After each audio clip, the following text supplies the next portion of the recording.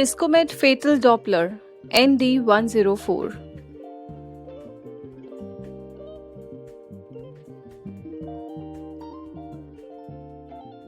Open the box. We have user manual for how to use the product.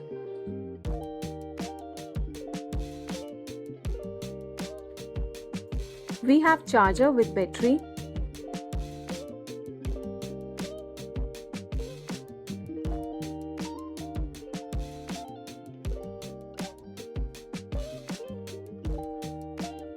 And a Doppler.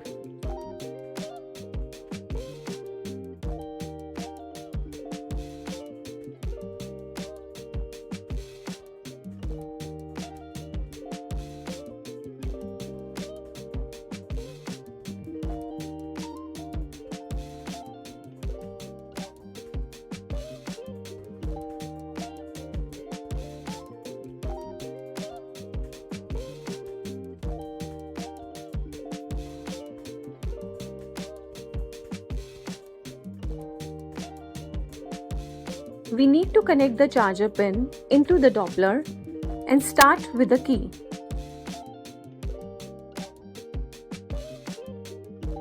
It is to listen baby's heartbeat. There are two keys for up the volume and down the volume.